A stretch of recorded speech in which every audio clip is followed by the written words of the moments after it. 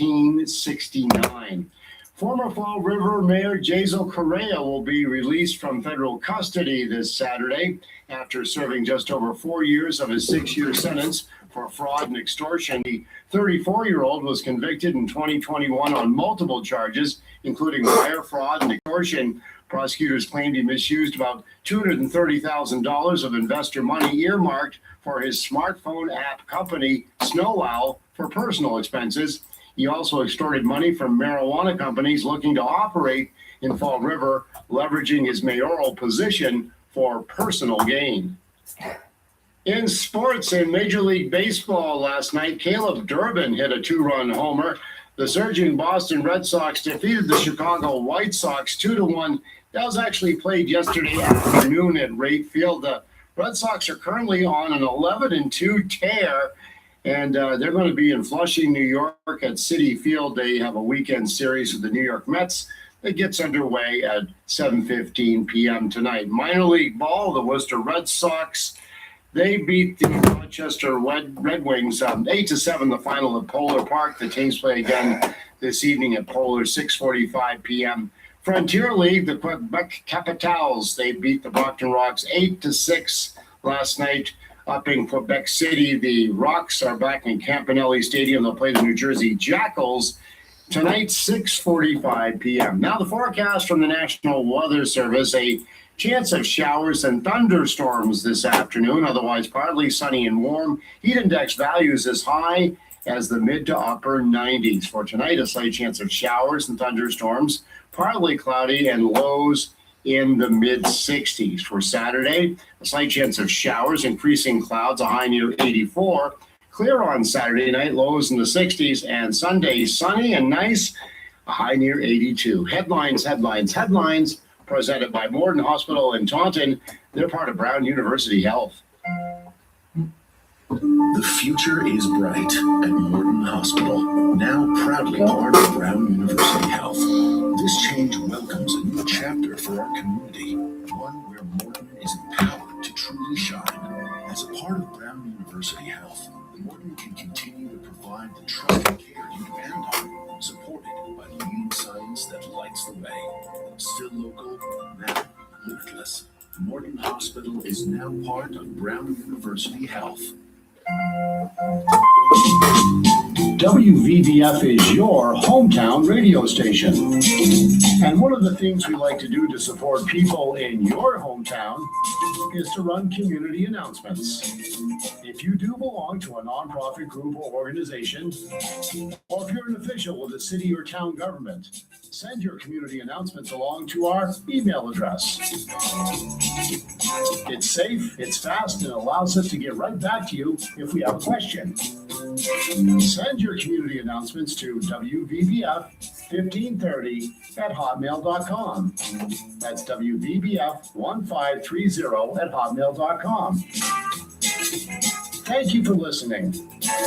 Your hometown radio station is AM 1530, WVBF, and 99.7 FM.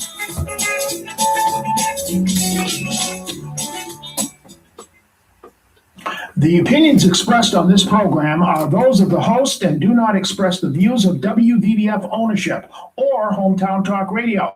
Content aired on all programs are those of the host and their guests. It's time for Hometown Talk on AM 1530 and 99.7 FM, your hometown radio station. Our phone lines are now open at 508-822-1106.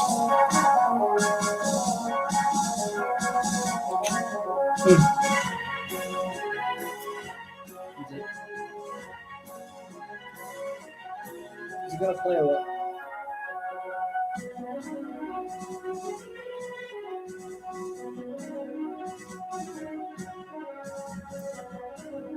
No? Yes? No?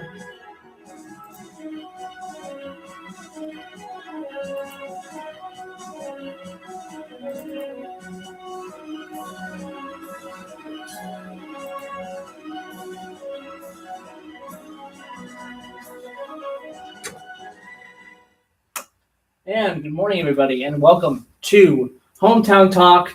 Today is the 10th of July, 2026. It is Friday. I am Joey Driscoll, and we are going to get right into the show today.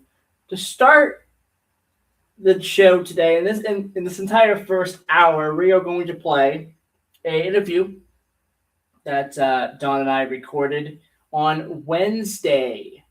At the Guthrie Center in Great Barrington, Massachusetts. So we are going to get right to that. It is with an interview with Mo Guthrie, who we interviewed last year. We've interviewed him once again. We got into a lot of great topics in this interview.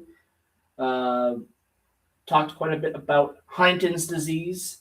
They had their HD garbage walk that they hold every year, every May. Talked a little bit about that. We talked about many different things in this interview. So let's get to that interview.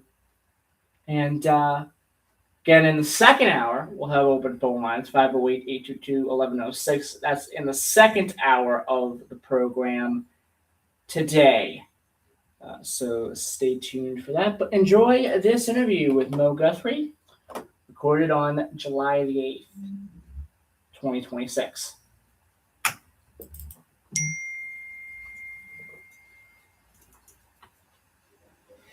And good afternoon. It is afternoon when we're recording this, but you'll be hearing this in the morning, so good morning as well.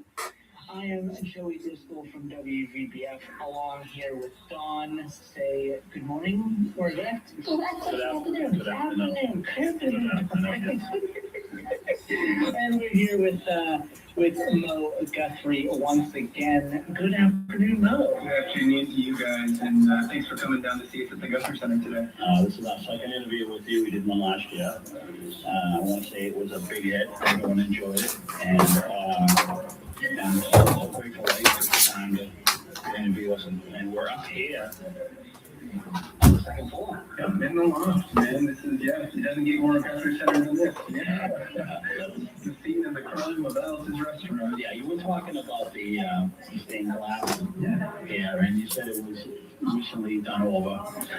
Tell us about that a little bit, please. Yeah, so it's my understanding that this stained glass was original to the church, and my predecessor, George Lay, had it restored before I came on board here at the Guthrie Center.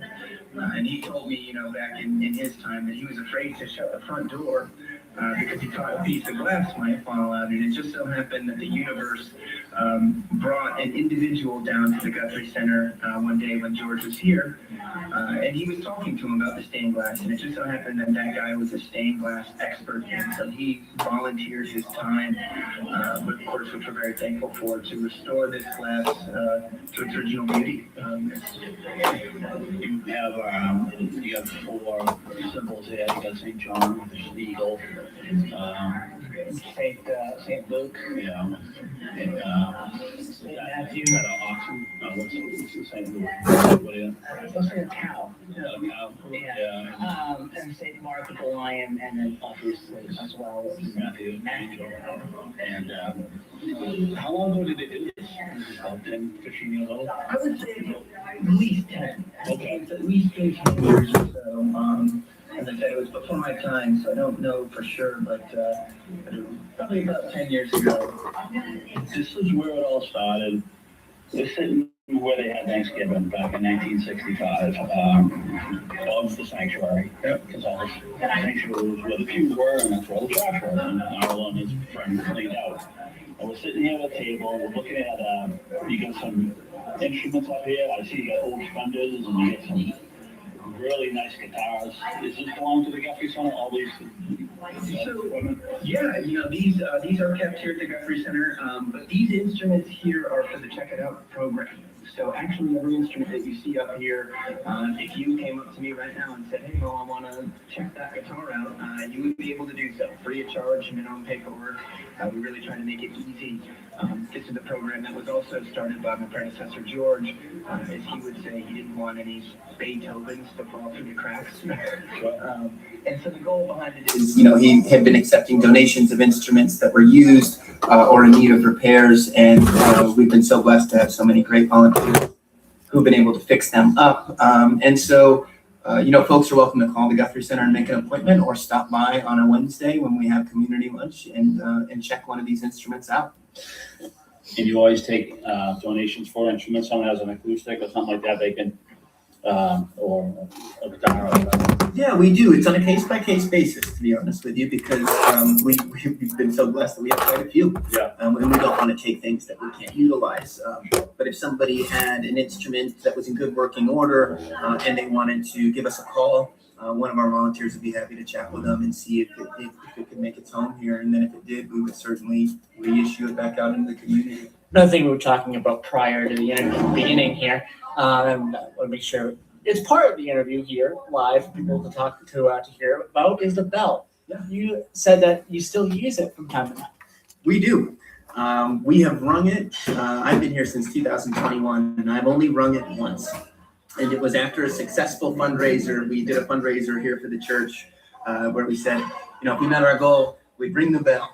And so we did. And so I climbed up to the bell tower and rang the old bell.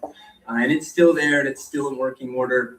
It's one of those things where you have to climb a few ladders even to get up there. So I'm typically the one who goes up and checks on it from time to time. But it does still work, and man, it sounds beautiful when you ring it. How long did you ring it for? Did you ring it way up there 5 minutes just ringing the bell? I mean, it must have been something from anybody around here years ago when the bell rang on a regular basis. I bet it must have been something. It's like hearing an old steam whistle through the valley. Yeah, almost Anyway. nostalgic kind of for some, I would imagine. Yeah, I believe we rang it 60 times for the 60th anniversary of the events of Alice's Restaurant, if I recall correctly.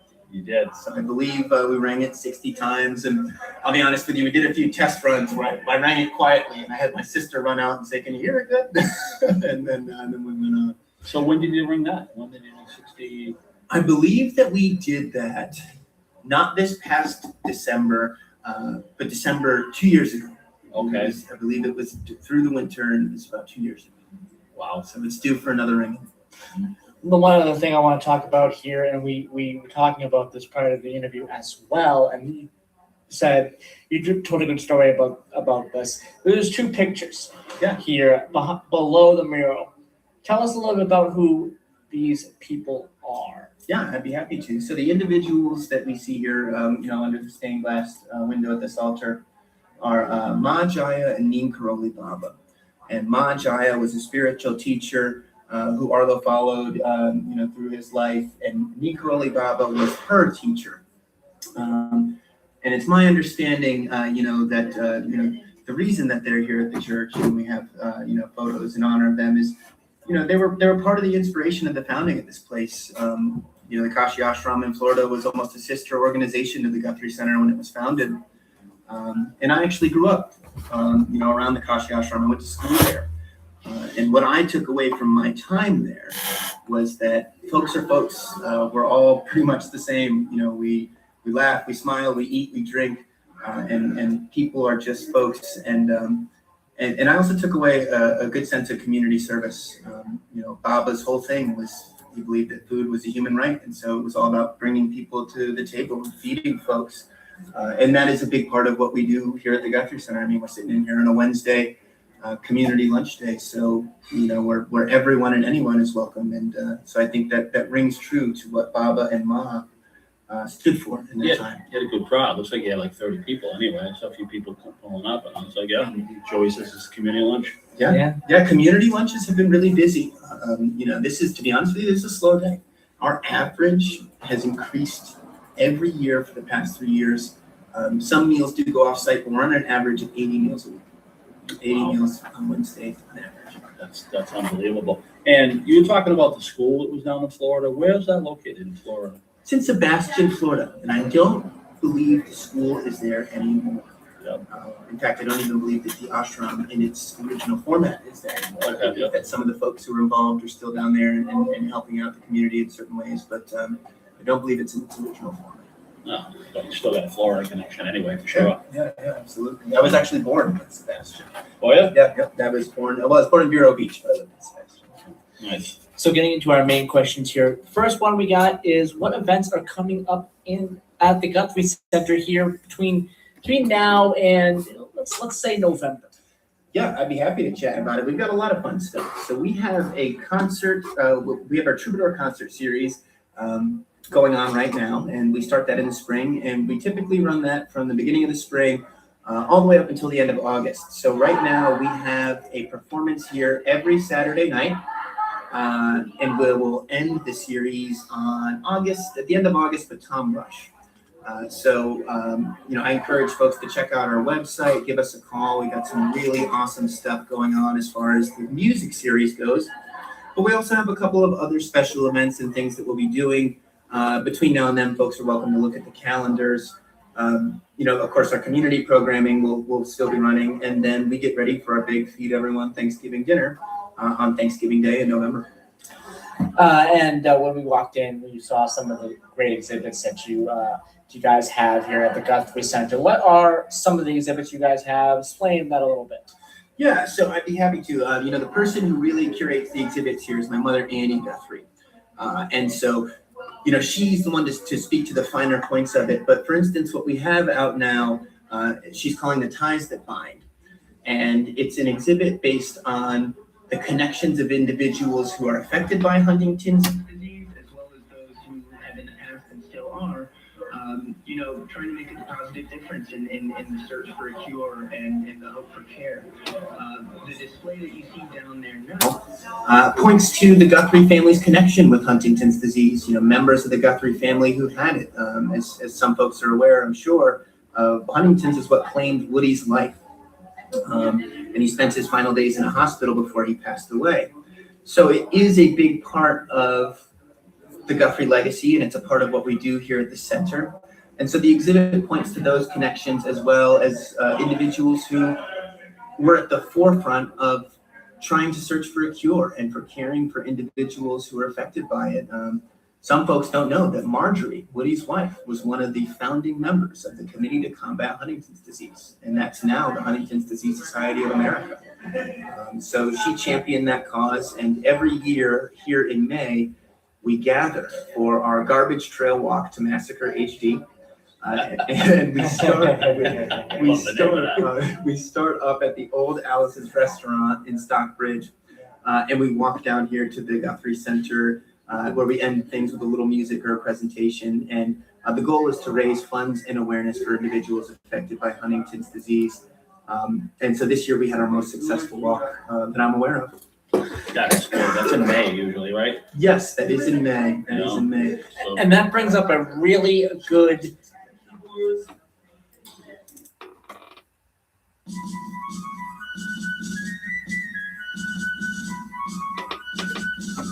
It's 3 segments. Hey, restaurants. When it comes to great food and in-house operations, Meanwhile, you got it down to a science. But when it comes to online marketing, Part 2 up. ordering, and delivery, Devour Now has got you covered. Devour Now has 0% commission, no setup costs, and the delivery solution you've been hoping for. Go to getdevournow.com to request a demo and to get started today. That's getdevournow.com. Commission-free online marketing, ordering, and delivery.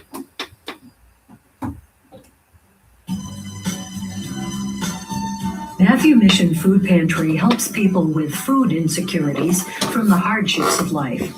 In a few short years, they have given more than 4,000 bags of groceries to those in need at the north door of the First Parish Church, 76 Church Green, and are available to anyone, no questions asked. The demand increases every week. Please consider a donation of unexpired, non-perishable food items, grocery store gift cards, or a monetary donation via check to the Matthew Mission Food Pantry, 76 Church Green, Taunton, or by Venmo at Matthew Mission Food Pantry. The Matthew Mission Inc. is a registered 501c3 organization. Thank you. The Matthew Mission Food Pantry is now open the second and fourth Saturdays of the month at 76 Church Green in Taunton.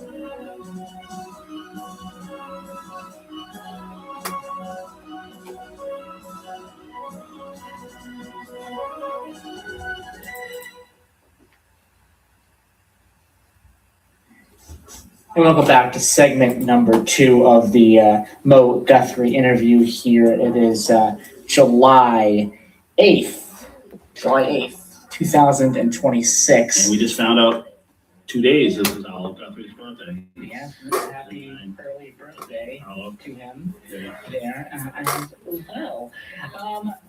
In the last segment, we were talking about the Guthrie Center exhibit, and you were saying a lot of it has to do with Huntington's disease and the family, how they dealt with that as well.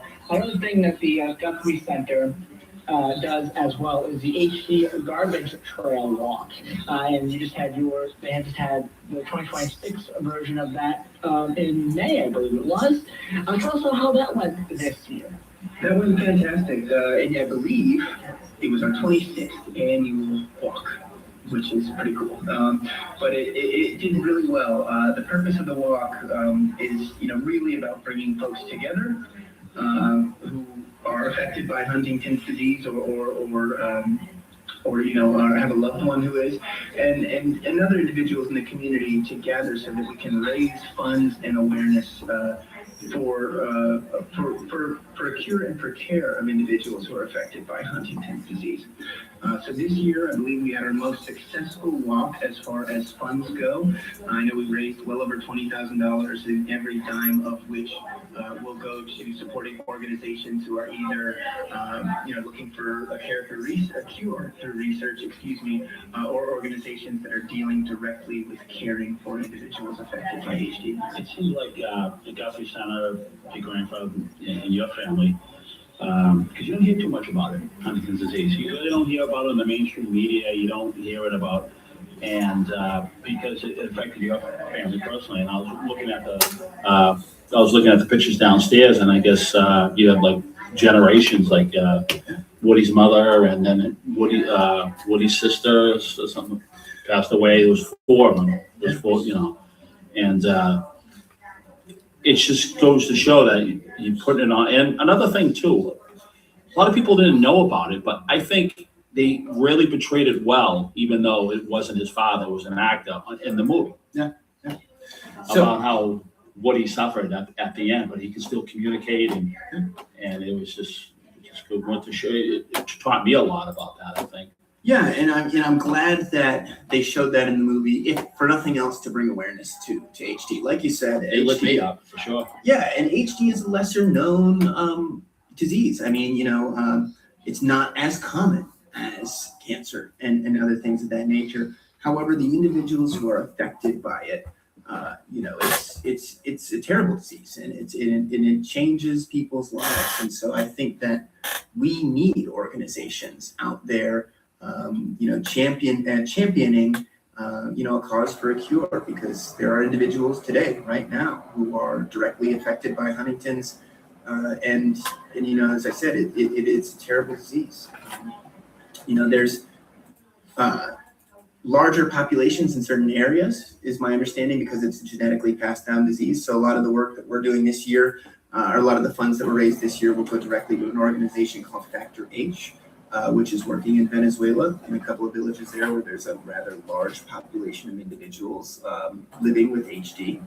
And those individuals are already living in challenging circumstances. And so when you count HD on top of that, those folks really need some help.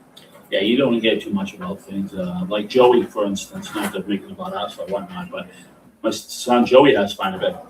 Okay, we used the leg braces and stuff, and I forget he has. Yeah.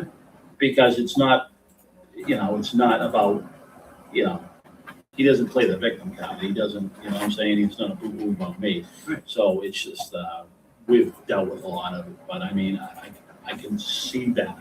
I can see your commitment to it. And it's admirable, in my opinion. It's something that to push for. And that's something that's really good. I appreciate that. I mean, and it was a hoot meeting your grandfather last year. We were at the Cold Quest and the City Pickers show. We went and showed up. That was a great show, by the way. Great band. Great band. He's my cousin, so I'm a little biased. Yeah, you said that. So Arlo stayed for the first half of the show, and I was walking out. I kind of shouting to him a little bit about the rabbits. We talked about the rabbits. Story about the rabbits. He says, he got a big smile. He's my grandfather. Over that rabbits. And anybody who wants to hear about the rabbits, go on YouTube, type in Arlo Guthrie, Amazing Grace, and it's a live show, and he'll tell you all about the rabbit. It's a 14-minute thing.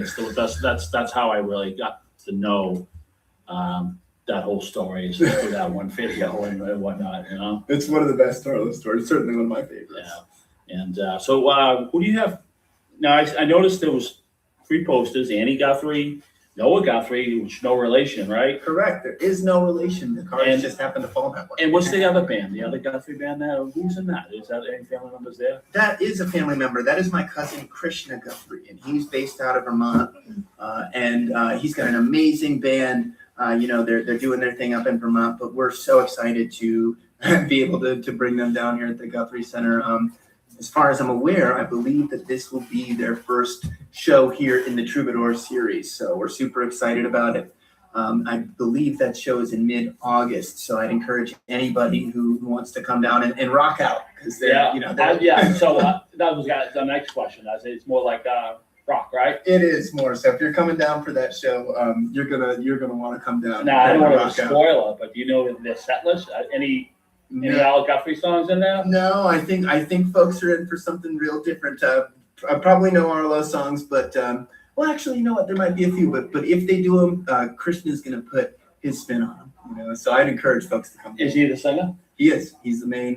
He's the lead singer, main guitar player. I could imagine. I would love to hear coming in Los Angeles or even City of New Orleans or something like that. I think he might do coming into LA. I don't know if I've heard him do City of New Orleans, but I believe he does coming into LA, and he does a hell of a version of it. Does he? He does. Yeah. Nice. So one thing I was looking at on your website a couple of weeks ago was you got a raffle going on. Tell us a little bit about what that entails. Yes. Thanks for bringing that up. So we have a Martin guitar raffle happening here at the Guthrie Center. Martin Guitar Company very generously donated to us a D18 guitar, which is the same type of guitar that Arlo performed Alice's Restaurant on for many, many years. And so we had Arlo sign that guitar, and we are raffling it off here at the Guthrie Center. The raffle is open until November, and folks can find more information about it on our website, or they can feel free to give us a call here at the Guthrie Center. But it's a beautiful guitar. If I could buy a raffle entry, I certainly would, but I'm not allowed to.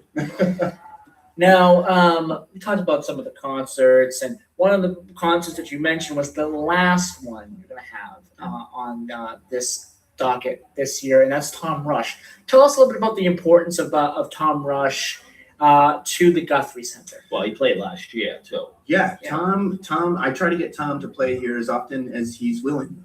He's an amazing performer. He's a great guy, in my opinion. He's easy to work with, and You know, I mean, what more can you say aside from, you know, he's just an amazing performer. So Yeah. I know we've got him closing out our season with 2 nights. We're going to do 2 nights with Tom Rush. What, 2 nights, like 2 Saturdays? I believe Or we're looking at a Saturday. Friday and a Saturday night. Look at Friday. This is the first year since I've been here that we're opening some Friday shows up. I believe the 2 Friday shows that we've got going on, there's 3. We have Tom Rush on a Friday, we have Tom Chapin on a Friday, and the Slambovian Circus of Dreams, is On also on a Friday. So yeah, I mean, Tom's an amazing guy, and we're so excited to have him back with us here again this year. And the final little question here I have for this segment, then we'll do one other segment, mostly on one topic, and we'll talk about that in the next segment. But the last question here for this segment is, what other events you got going on, maybe towards the fall that you haven't mentioned that you maybe want to mention here? So there's not too much going on in the fall that's been publicized yet. I will say, for those folks who keep up with the Guthrie Center, to keep an eye on our calendar and to keep an eye on our mailing list, because we will be releasing some exciting stuff that I can't talk about just yet. But we'll be looking at something very exciting either in October or early November. Super duper secret squirrel. Super duper secret stuff so far. I'm kidding, of course. But we will be releasing that information soon. Around here at the Guthrie Center, of course, our summer concert series keeps us very, very busy. And so when fall comes around, we take that time to kind of reflect on the past year, take a look at our community programming, see where we can make adjustments, see where things can be improved, see where things went wrong. And kind of take that time to refocus our efforts. And also, we have some fun in the fall here too. We have some events that are a little bit less formal, if you will. We do a little free pumpkin carving and things like that here, just to kind of wind down the year before things get a little on the side. You got all the foliage and stuff. Yes, certainly a lot of folks come out this way just to see you. I talked to you on the phone. We saw AJ Croce in April. Now, Croce does Croce. and Yeah. we are going to talk about that in the next segment. And we are going to flip it back to Joey in the studio. This is Joey here at the Guthrie Center. I'm flipping it back to Joey in the studio for a For break.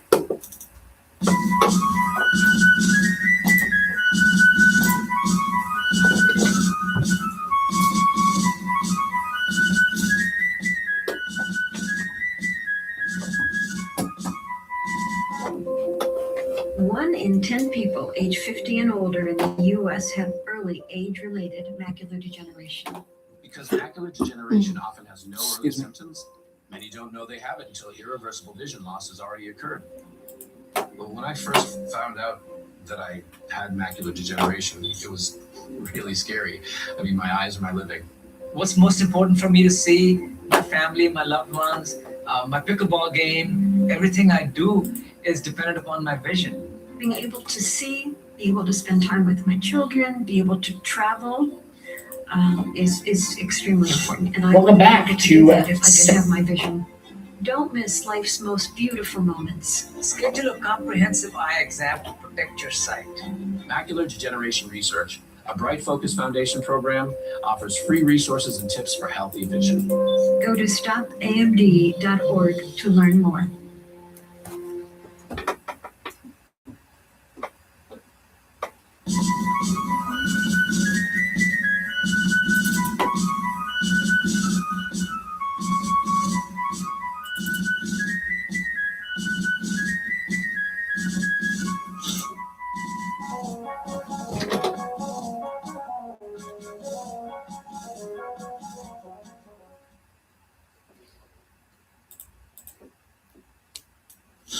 Welcome back to segment 3 here of the Mo Guthrie interview here for July 8th, 2026. I am Joey Driscoll. I'm joined by Don, and Don is going to introduce this next question. Yes, we saw AJ Croce doing Croce in April.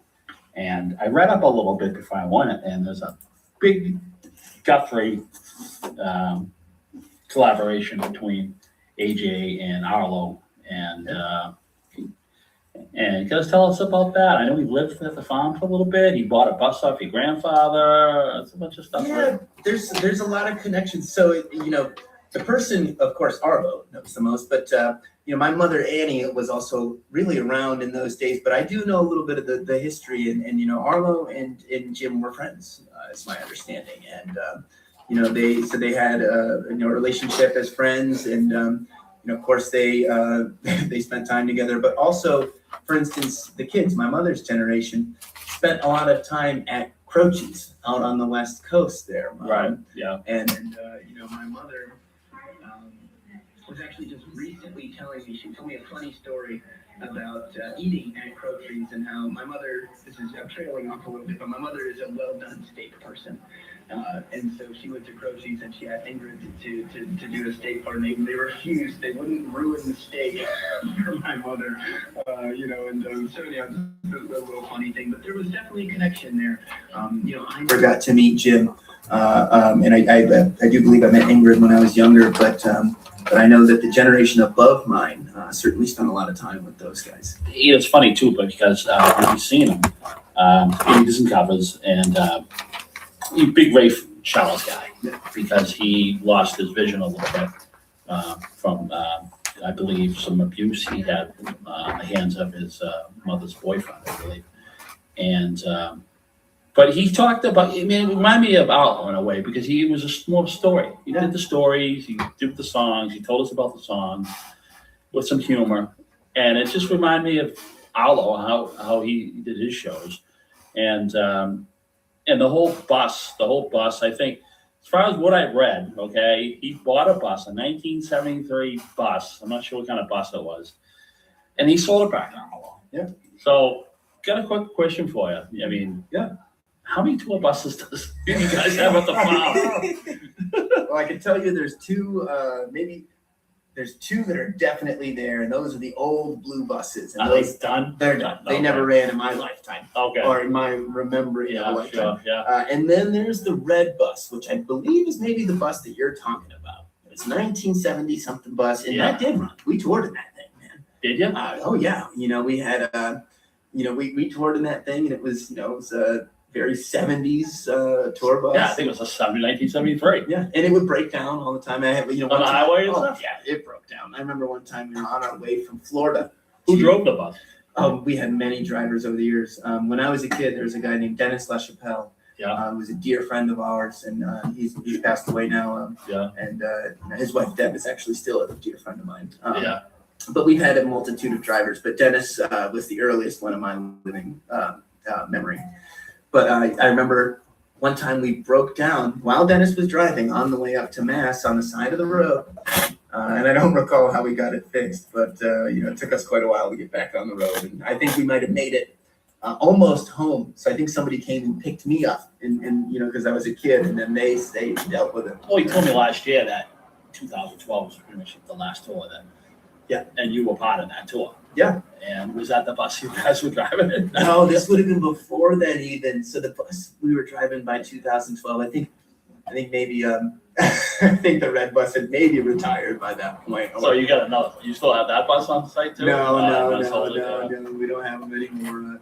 Because of course Arlo's not touring anymore. Well, he goes outside, looks at them, and he probably can't bear to junk them because it brings back so much memories. Yeah, a couple of the blue ones, like I said, that haven't run since my lifetime. We used to play in them when I was a kid. You know what I mean? They were down parked in the field, and we totally shouldn't have been in there, but we were. Yeah, of course, having a good time. Oh yeah, kids running around the farm. That's. I mean, stuff like that. It's the little things that really mean stuff. It's just like a piece of equipment. Owl might come out.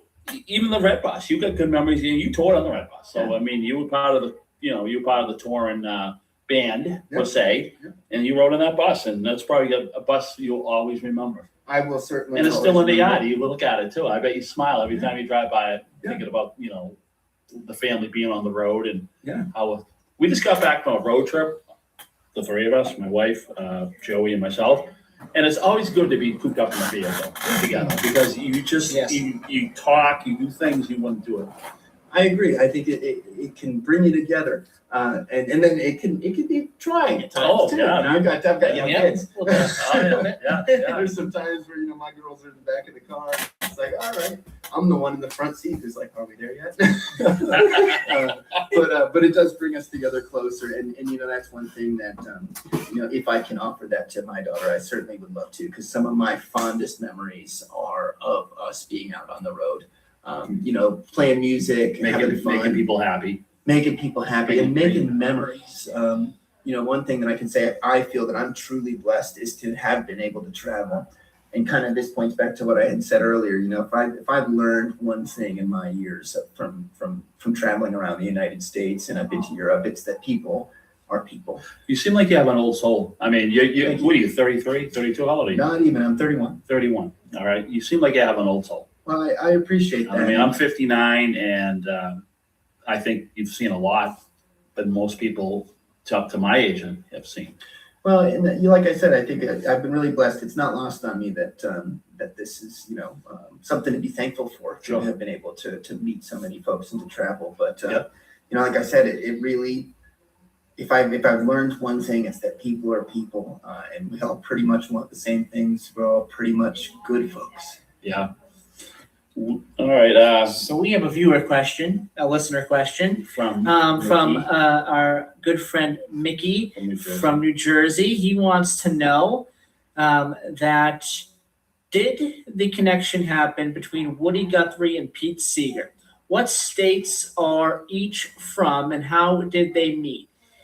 Also, what is the connection, and how did any Guthrie contact with Massachusetts, along with New York and Brooklyn? Where do the Guthries, specifically Woody, originate from? Yeah, I'd be happy to speak to as much of that as I can. So the stuff with Pete, to be honest, I don't know how the first time Woody and Pete met. I'll have to ask my mother. But Woody was from Oklahoma, from Okemah, Oklahoma. And he grew up down there, and he spent some time in Pampa, Texas as well. But he grew up around that area, and Woody was a traveling guy. Eventually, through his life and through his travels, Woody settled in Brooklyn, which is where, that's where New York and the East Coast comes in. That's where Arlo was raised. That's where Arlo and Nora and those guys were raised, and that's where they grew up. We didn't come to Massachusetts, as far as I'm aware, until Arlo actually decided, he found the farm that we're at now and decided to make the move out here. I thought maybe you said it or I read it. He wasn't there. Didn't his mother or somebody, an aunt or something like that, had like an art school up here? They taught or something like that, and that brought him up here when he was young. And he probably fell in love with the place. Yes. And made friends. Oh my God, you're right. It was the Stockbridge School. So yes, because Arlo attended the Stockbridge School as a young guy. And so that would have probably been his first interaction with the Berkshires. And so his mother was a dancer. Marjorie was a dancer. Okay.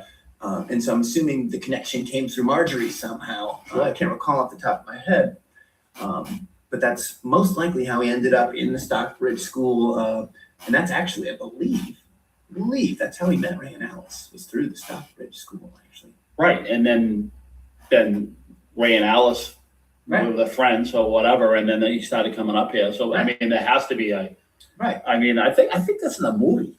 It is, yes. I think that was in the movie. I mean, they were talking about it because I know he went out west somewhere to do some. Arlo did went out west, and it didn't really work out too well. Yeah, so, really? I think he wanted to do something like a forestry type role. That's what he was really into when he was a kid, is what he told me anyways. Yeah, right. But that didn't pan. So of course I'm glad that we're here now and things worked out the way that they did. But yeah, you're correct. There is a connection here prior to Arlo moving into the Berkshires, and that would have been through the Stockbridge School, and when he met Ray and Alice, and the events of Alice's Restaurant happened pretty much right where we're sitting. Yeah, I mean, this is where they had out, that's where they had, here. Right? We were probably where we're sitting, probably here, right in front of the, and I'm looking at the old organ here, and I gotta, I mean, you're not too sure, but your grandfather had to play that. I'm sure at some point. I believe that is, that's been at the church as long as we've been the Guthrie Center. So I'm sure. So he's that was taken part, the keys. yeah, he bought that. Yeah, with the space. So I'm sure he's touched the keys. I don't know if he, how much time on it, but I'm quite sure. I mean, he spent a lot of time around here in those days. I keep coming back to that song he did, Amazing Grace. He talks about the old pastor coming by. He was hanging out mopping up, and he says, "What kind of church is this?" You know what I mean? Yeah. And bring your own God church. I just loved it. Yeah. You know what I mean? What are you doing? Mopping up. I mean, it's just anybody who hasn't listened to that and is an Al Guthrie fan has to listen to that. And we stand true to that here at the center today. I mean, we do hold what we call a Praise Sunday. It's a non-denominational spiritual service, and it's led by Joni Karen, a dear friend of mine. But we're a bring your own God church here. We really are everyone and everyone's welcome. And that's, Arlo had it right. And one other thing I want to definitely talk about here in this interview, we did talk about the pictures here that are below the mural, but some of the artifacts here below the mural, and the little pamphlet here in the middle. Tell us a little bit about what these are as well. So to be totally honest with you, a lot of these were gathered by Arlo. A lot of these are Arlo's. So I don't have the exact meaning for each and every one, but just to give an idea. I mean, you're seeing statues and symbolism from all sorts of different religions. I see a menorah there. You see a menorah. You see a cross. You see a Hanuman statue. And that just points right back to what Arlo intended. To bring your own God. To bring your own God here at the church. I mean, when he said that, this represents everything from the pictures to all the symbols that are there. Yeah. And we had the opportunity to come on Thanksgiving. Yeah. What do you guys think? Did you have a good time? We're to come in. As long as I'm alive, I'm coming every year. As long as there's places there, we'll Keep doing it. I'll make reservations when I leave. It was such a success, and it was such a great feeling because we met all these people at the table, and what a great spread. Where does the food come from? The food, that was the best Thanksgiving I've ever had. So the food, It comes from, actually, most of it is donated by local organizations. I want to be absolutely clear that we could not do our annual Thanksgiving dinner without the support of a variety of different local organizations, but in particular, Taft Farms, our friends right up the road. Not only do they provide all of those turkeys, and they use their ovens to bake them. And the rest of the stuff is donated by other local organizations and then prepared here by our volunteers. We have a bit of a routine where we get together on the Wednesday before Thanksgiving and we set tables. Us and the volunteers, we set tables. We finish cooking, and it's a bit of a routine for us here now. You know what I mean? And so it's all locally provided, but it would not come together without the amazing volunteers and the amazing organizations that contribute. I watched you run it, and I was just floored how professional you are. Thank you. He's like, I can't talk too much. I gotta go scrub pots. You know what I mean? So we gotta get out of here. But you're all business, and the professionalism here, and the professional with all the people, especially when we saw the one show here. Yeah. That was a really good show. I got to Nicole and the band there, and so I'm really looking forward to joining. But I got to see a couple shows anyway. Absolutely. I look forward to Absolutely. And I think this place is great. And whatever. Any last question, Jim? To wrap up, tell us a little bit how people who could be listening to this interview and will be listening to this interview and are interested maybe coming down and maybe even volunteering. How can people volunteer and get involved in the Guthrie Center? Yeah, there's I would say the easiest way is to pick up the phone and give us a call and inquire about it. There's volunteer needs here all the time. Sometimes there's less volunteer needs. You know what I mean? We don't like to redouble efforts, and we don't like to have too many cooks in the kitchen, as it were. But give us a call, check in with us. There is a volunteer form online that you can submit as well. But there's you can volunteer for the community lunch program. You can volunteer to help us during our Troubadour concert series, whether it's, again, washing dishes or, helping to clean up or bus tables. We do need the volunteer help. And frankly, we are run on it. We could not operate without the help of our amazing volunteers. So I would encourage folks to give us a call, come down and see us, check the place out for yourself, and just inquire about how you can get involved. Right, and it's always good too, because I mean, when I'm sure a lot of people, when they come to Thanksgiving, they donate to the church. They do. And we did, and I think that's a good, they can, that helps out the church, helps out the community. That's how you can do the community lunch. Yeah. I noticed some people who came out and they were all happy with smiles on their face that they got lunch and this whole program. So, I mean, that's, anybody can donate to the church. Yeah. I mean, you can just go online or whatever and whatever cause you want to, because there's so many of them. Yeah. I would encourage people, you can donate online. You can also, you can come by and see a show. It's a great way to support the center, participating in the raffle. And I will mention that, if folks want to become members of the Guthrie Center, that's the best way to support of all, because it's a $25 annual donation, but it also, it shows people that we have a lot of members, that we have a lot of people backing and supporting the center, and that counts for a lot for us. So, folks can become a member. There are a few perks with that. You get advance notice on all the shows, as some things do sell out quickly. But I would say that that's the biggest way that folks could support, is to go online to GuthrieCenter.org and become a member. Well, Noah Guthrie is pretty popular. He is. I'm very excited to have him here. How'd you land him? Yeah. They called. It was an interesting situation. I had one date left to book in our Troubadour concert series, and it just so happened that date was between two other Guthries who are my relatives. One of them is my mother, and then the other one is my cousin. And we got a call from their agent, and they said, we looked at your venue. We'd love to see if you'd be willing to present Noah. And I couldn't refuse, because I was actually familiar with him already, and I looked into him some more. Good. And it was just interesting how the cards fell, because since then I've been answering to so many people, well, how are you related? And I just have to keep telling them we're I not. saw that. I went online and I looked it up. Yeah. I mean, Yeah, it's almost funny because it's August. It's like Guthrie. But I swear we're only related to two of them. And it's the same question he gets too. did he know anything about the Guthrie Center prior to that, or he just saw, hey, there's a Guthrie Center, and it'd be cool to play here as Guthrie, is at the Guthrie Center? I honestly have no idea. So I've only, There's a I've story only behind it, like spoke to his agent. So when he arrives, I'm quite interested to meet him and hopefully get to know him a little bit. I did listen to an interview that he did. That was one of the questions the interviewer asked. What did he say? He asked, are you related to Arlo? Oh, yeah, I said no. No.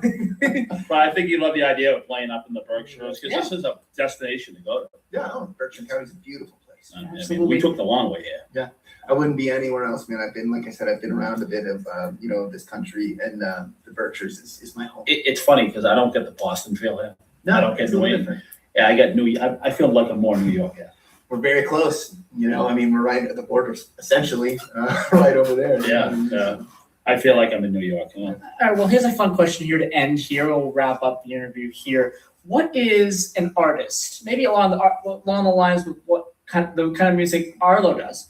What is a dream artist of yours that you would like to have perform here at the Guthrie Center? Oh my God, that's a tough question. Because there's so many amazing artists. Of course. Some of them have passed on. I'm a huge bluegrass fan. You know what I mean? So if we're talking open-ended wish list where, we could bring people in who have passed on, oh man, what I would have given to see Earl Scruggs play. Honestly, that's my top answer there. But of course, Earl's passed on now. And so that's of course not a possibility. But, I would say that's my top answer. Yeah, you put him on the spot. I put him on the spot. But it's a fun question. It popped in my head. I was like, I should ask this question. Well, you're going to be surprised. So when you have your lineup wrapped up, like at April, who's playing usually? It's my goal to, if All everything's running the way that it should, we typically like to, actually before that, we like to have things done, around the time of the new year, and then we start to release in the spring. release the information publicly in the spring. So it's one of those things where sometimes some shows are planned a year ahead, and some shows are just a few months before the show. Right. Well, sounds All good. right. Well, thank you for your Thank time. you so much. Appreciate the interview. Of course, I'm always happy to have you guys here. We'll see you at Thanksgiving. I look forward to it. Yeah. And you'll be hearing this interview on all three of my shows, Hometown Talk on Friday mornings, 9 a.m. to 11 a.m. On Sunday mornings, Middleborough Review, 7 a.m. to 8 a.m. And also Middleborough Matters, 11 a.m. to noon on Mondays. So I want to thank Arlo Guthrie for... Arlo? Sorry, Arlo Guthrie. Mo Guthrie. Jumping ahead. Mo Guthrie. I'll edit that out. We're working our way now. Maybe someday. Mo Guthrie for the interview. Thank you, Mo. And thank you, Arlo, for having this beautiful place. so we Yes, can have the interview. absolutely. Thank you. guys. Bye-bye.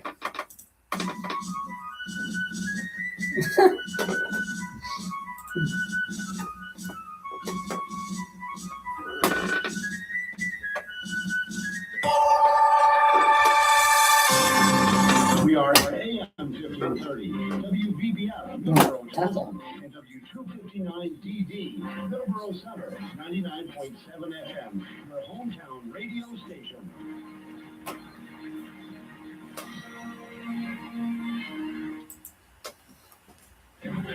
News this hour from Town Hall. I'm John Scott. Several main Democrats are jockeying to replace nominees to take on Republican Senator Susan Collins in November. A lot of uncertainty in both Democrat and Republican circles in Maine as Democrats look to replace Graham Plattner on the ticket now that he's dropped out, and Republicans are left to wonder who Susan Collins will be running against and what their new strategy will be. Collins is trying to win a sixth term in the Senate in a state that voted for Kamala Harris back in 2024. Democrats have until July 27th to declare a new candidate. That's correspondent Laura Winters. Britain's potential next leader canvassing members of Parliament for support, but one candidate in particular appears to be well on his way to becoming the next Prime Minister. Nominations are opening in a Labour Party election to replace Keir Starmer as Britain's Prime Minister. Former Greater Manchester Mayor Andy Burnham is expected to be the sole candidate. He needs at least 80 signatures from Labour lawmakers to run, a target he's likely to exceed. Other potential contenders have ruled themselves out, including former Defence Minister Al Khan. Speaking a week earlier in Manchester, Burnham promised sweeping changes on the domestic front. I am going to break with the more of the same approach that has got us here. I am going to give Britain the circuit breaker it needs. Karen Chandler, London. President planned a mindful arch that would alter the Washington, D.C. skyline is one initial approval from a key federal agency, the National Capital Planning Commission. Voting to approve the preliminary sign and plans for the 250-foot arch the president wants to build on the traffic circle at the end of the Virginia Memorial Bridge in Washington. The agency staff recommended preliminary approval on Thursday. More from townhall.com.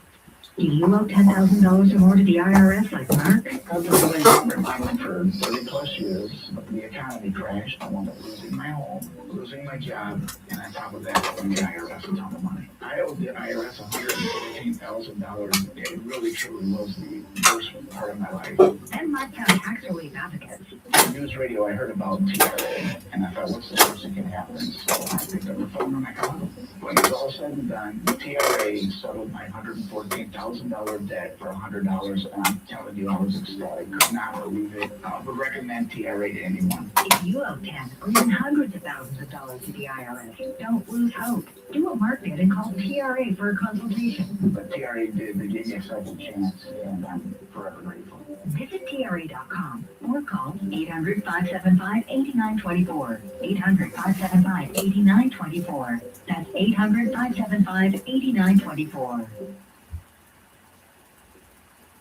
Wally Plonka, an aviation pioneer who was the oldest woman to launch into space, has died. She was 87, an original astronaut in the 1960s. In 2021, she finally got to space aboard Amazon founder Jeff Bezos' Blue Origin rocket.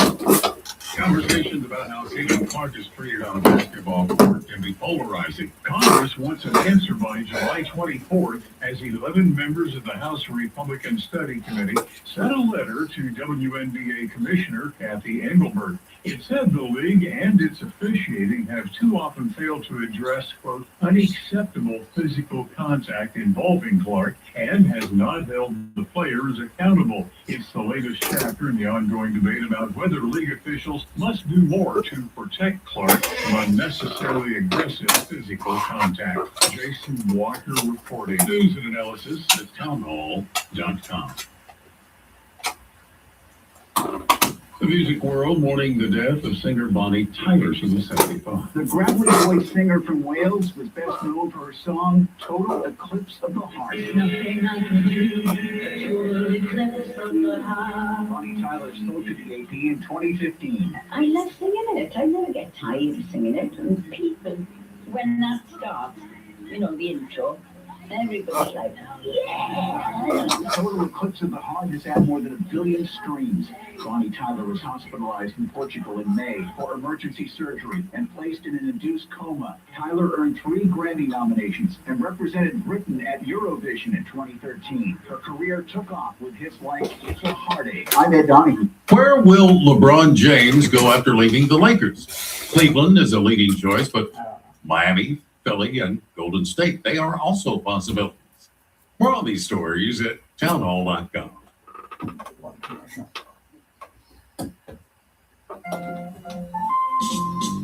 WVBF is your hometown radio station.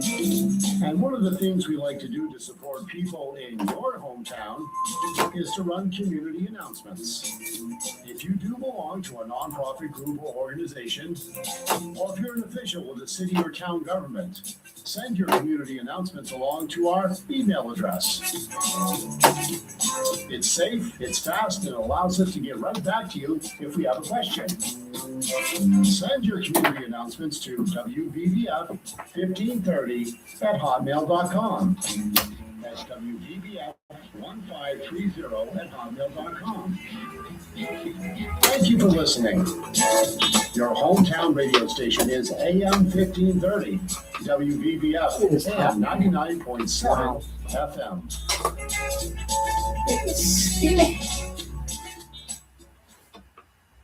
The opinions expressed on this program are those of the host and do not express the views of WVDF ownership or Hometown Talk Radio. Content aired on all programs are those of the host and their guests.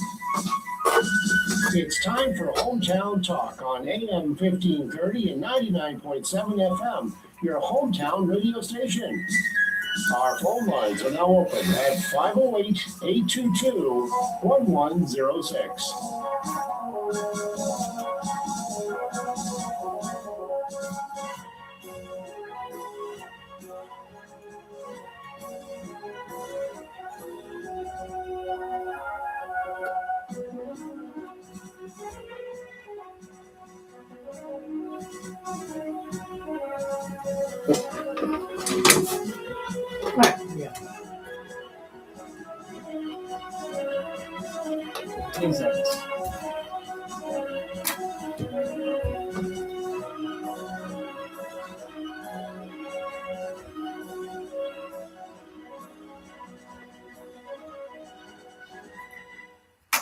And welcome back to the second hour of Hometown Talk. Today is Friday, the 10th of July, 2026.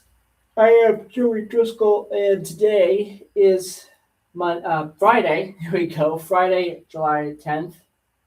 And we have opened phone lines this entire second hour. I hope everyone enjoyed listening to the interview Don and I recorded on Wednesday at the Guthrie Center with Mo Guthrie, the grandson of Arlo Guthrie there. So I'll be replaying that again on Middleborough Matters in the coming weeks. I'm not sure what day, but I will let everyone know on that. And probably on Middleborough in Review on July the 26th, I think. That's when I will replay it. On Middleborough in Review is July the 26th, because the next 2 Sundays I have guests, great guests planned for everybody on the Middleborough Review program. On the next 2 Sundays, first this Sunday, I'll have Caroline Moran on once again, who I had on a couple of weeks ago here on this show. We're going to have her on again on Middleborough in Review this Sunday. Also coming up the following Sunday, Chuck Hart will be back, and he'll be live with us in the studio on July the 19th for Middleborough in Review as well. So we'll have a great discussion with Chuck Hart as well the following Sunday after that. So July 26th, tentatively, that's when we'll do the interview. We'll replay the interview on at least on the Sunday, at least on Middleborough in Review there. And I will let everyone know when we will replay it on Middleborough Matters. But I do hope everyone enjoyed that interview. It was really fun to record that interview with Mo as well. So there you go. Open phone lines, 508-822-1106. 508-822-1106 is the number to call. Starting in this hour, we are going to talk a little bit about New State Highway. Now, I've given a couple of updates on New State Highway over the past month or two, as there's a lot of construction happening on New State Highway, and there's supposed to be a lot more construction happening on New State Highway. New businesses going in there. Businesses changing around as well, closing and new ones opening up. But the update I have for today is kind of a minor one, but there is still something going on there as well. The Ford Performance Center, the Auto Performance Center there, that's going to be opening up, the big building that will be opening up there, where the old Stop and Shop used to be. That is still under construction. Still probably has a ways to go there before any kind of open happens. I don't know if that'll, most likely there won't be an open this year, probably sometime next year. But I don't have an actual date for that. Obviously, construction is still well underway with that. Construction is still underway for the new Tractor Supply, where the old Big Lots used to be as well. No opening date for that yet, but that seems a lot further along at this point. So maybe earlier in the year, next year is when that will open. But again, I don't have a date for that either. Two main updates I have is the old Speedway gas station is now gone. They knocked that down. What's going in there, I do not know. And obviously there was some talk about maybe Citizens Bank moving into somewhere on New State Highway, because that has still been yet to be resolved, I think, as well. They still have the Citizens Bank trailer there, where the old Stop and Shop used to be in the parking lot in the corner, where all that construction is going on. So they still have it there. So as far as I know, they still have it there. So that's what's happening with that. And then Charlotte Jewelers, that's been closed for quite a while at this point. And there was really nothing going on with that for several years. It kind of reminded me of in Halifax, there used to be a Chinese food restaurant, Hawaiian Garden, that was closed for many years with nothing really going on with it. And then all of a sudden everything happened all at once. And not too long after that, there was a urgent care center that was opened up there.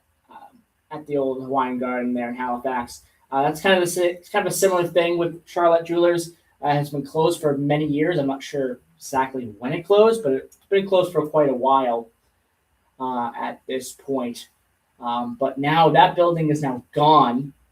It has been knocked down as well, or in the process of being knocked down. What's going in there? Again, no answers for you there as well. So that is your update. One other small little update. There is going to be a Spirit Halloween that's going to be opening up at the Joann Fabrics, the old Joann Fabrics. But I don't have an opening date for that either. But that is confirmed. That is actually going to be. I saw the going into that. I went to Santander Bank recently, a day or so ago, or yesterday actually, and saw that. So there is going to be a Spirit Halloween that's going to be opening up at that old Joann Fabrics location. So that is your updates for what's happening on Route 44, New State Highway. A lot of construction happening, so keep that in mind as well while you're traveling down New State Highway. A lot of things happening down there. So there you go. If you have any thoughts on that, 508-822-1106,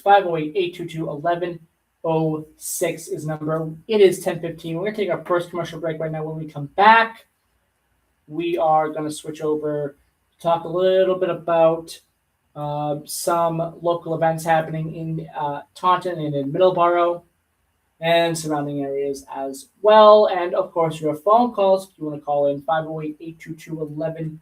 We're going to get into some sports maybe in the second half of this hour as well.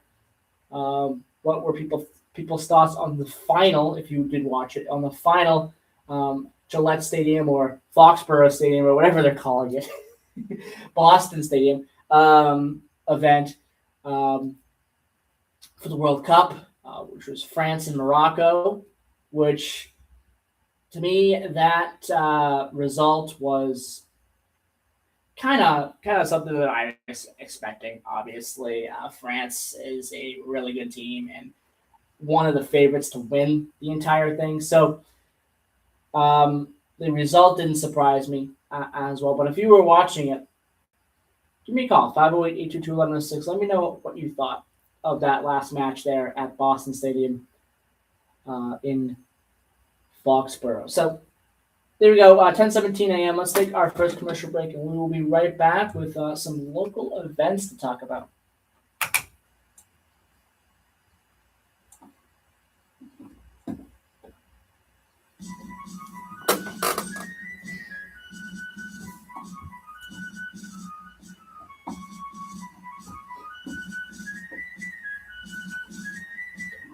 Hi, this is Paul Laz inviting you to join me Thursday mornings, 9 to 11, here on WVBF AM and FM for Cranberry Country Journal, still bringing you a slice of life of the people, places, and activities and events that make the Cranberry Country area a special place to call home. Join me Thursday morning, 9 to 11, Cranberry Country Journal on WVBF. If you are 75 years or older and suffer from food insecurity, the St. Vincent de Paul Food Pantry is here to help. We serve the families in Middleborough, Lakeville, Harvard, and Rochester. Please leave a message on our pantry hotline at 508-947-1717. A volunteer will call back to gather some needed information, obtain your desired list of groceries. These will be collected for you and delivered to your home free of charge. May the good Lord bless you and keep you safe. Voices of Our Region is a live, community-centered radio program that explores the rich cultural histories and contributions of the diverse populations that have shaped southeastern Massachusetts.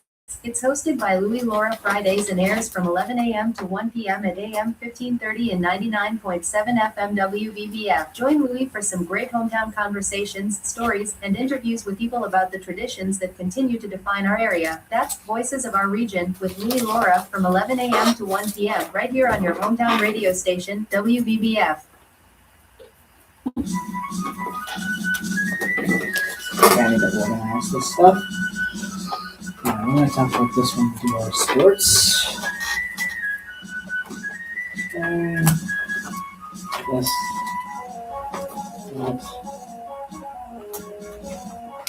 That events that last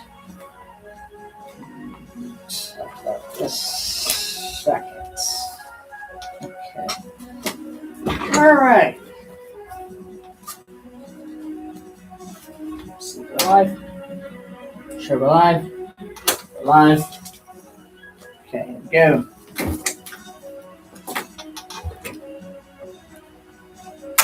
And we're back. So I turned down the bumper music. There we go. It is 10:19 a.m. here. Open 10:20 now. 10:20 a.m. Open phone lines today. 508-822-1106. 508-822-1106 is number to call if you want to call in. Talk about what is on your mind this morning as we move into closer to the second week and into almost the middle part of July now, which is unbelievable to think. We're almost in the middle of July. But it's a hot one today a little bit. Not as hot as yesterday, but it is still pretty warm out there. We had that major heat wave as well over the 4th. So that was interesting, to say the least there. That heat wave changed a lot of 4th of July events around. That heat wave did. But seems like after today, it looks like the weather is going to kind of level off a little bit, get a little bit cooler, which is good as well. So hopefully that will happen. So what about events happening in July? We'll start with Middleborough. Here first, as we're now into July the 10th. There's a couple of events happening over the next couple of days here. On the 11th, there are 2 events, 4:30 p.m. to 7 p.m. tomorrow. Lainey Dione with special guests. There'll be a concert at Soul Homestead. So she'll have a concert there at Soul Homestead.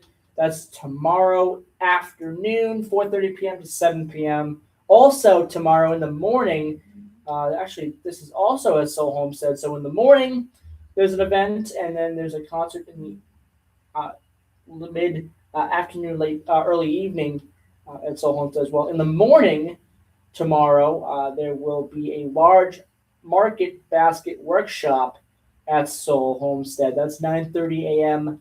to 1:30 p.m. On the 13th, 11 a.m. to noon, Representative Norman Orall will be at the Select Board meeting room in the Town Hall for an hour. The 14th of July, First Farm Fun at Soul Homestead. That's 10 a.m. to 11 a.m. On the 15th, 10 to 11:30 a.m., Cup of Joe and What Veterans Need to Know at the Middleborough Elks Club. On the 16th, the next summer concert series at the Town Hall lawn in Middleborough will take place 6 p.m. to 8 p.m. The Shed Inspectors will perform.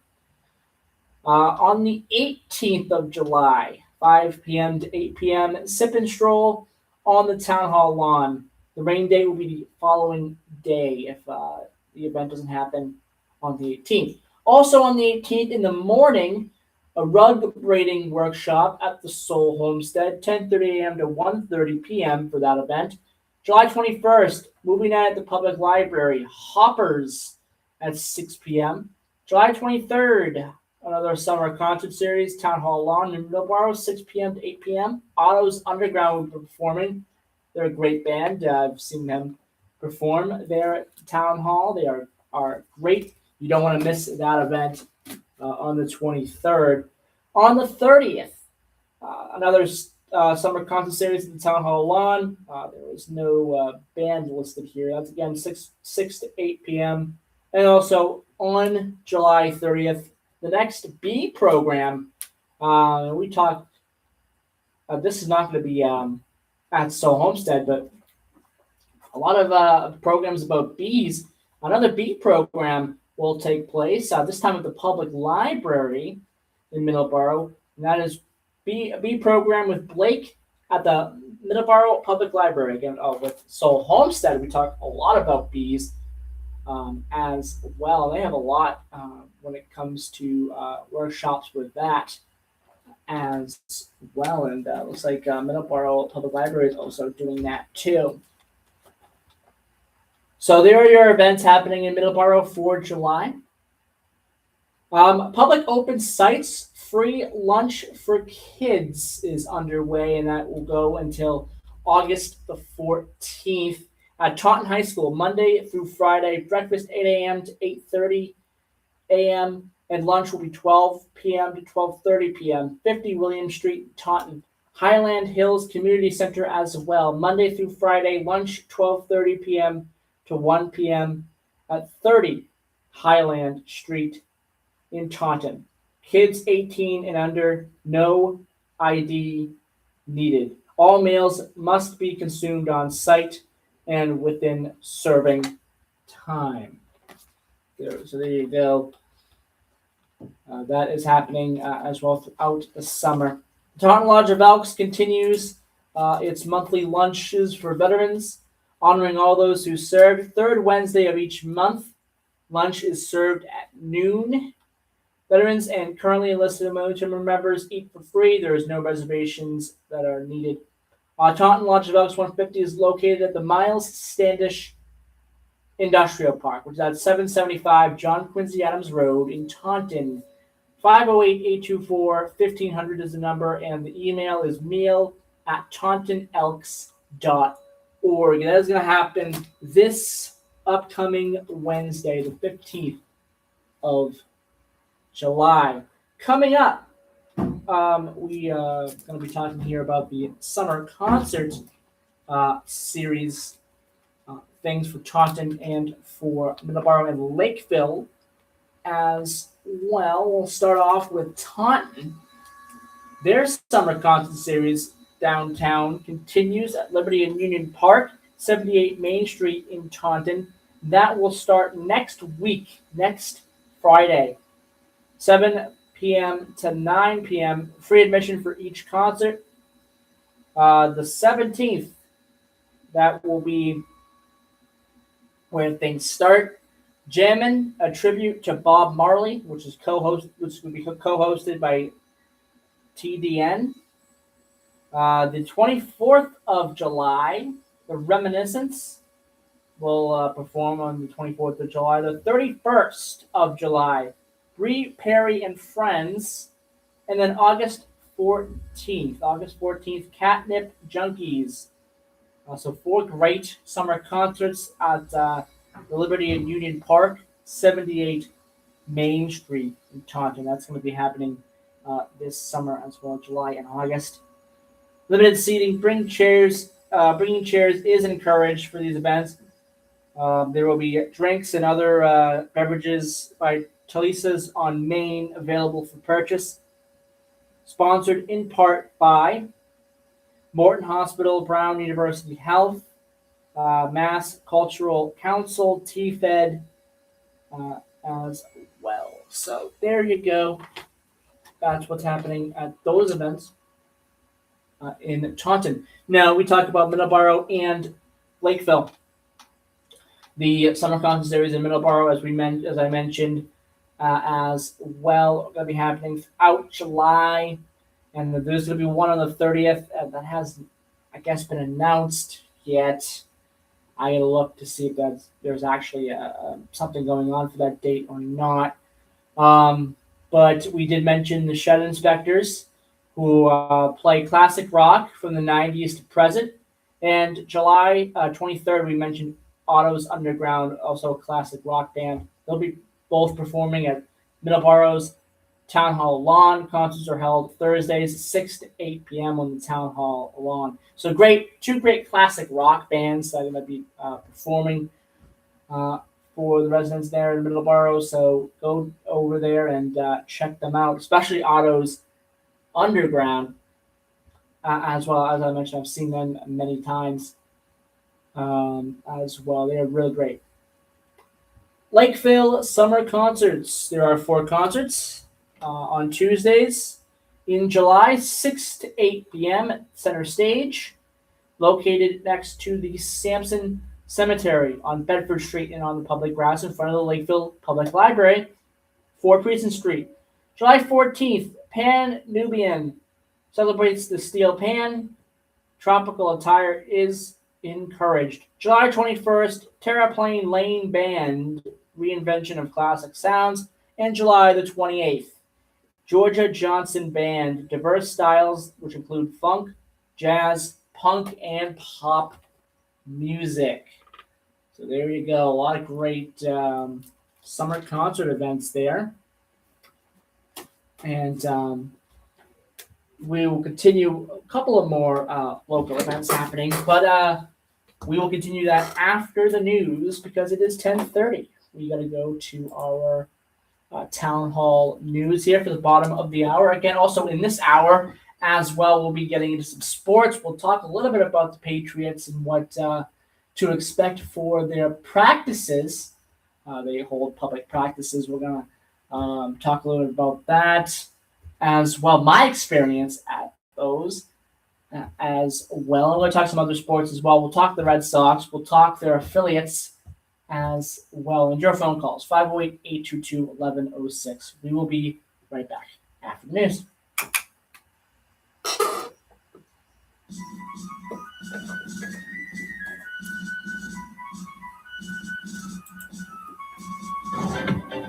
News this hour from Town Hall. I'm John Scott. Lawyers for the man accused of killing Charlie Kirk plan to call a final witness as they try to raise doubts about the prosecution's case. The judge is deciding whether prosecutors have enough evidence to put Tyler Robinson on trial on a charge of aggravated murder. Kirk was killed as he spoke to a crowd at Utah Valley University on September 10th. Robinson charged with aggravated murder and has still not entered a plea.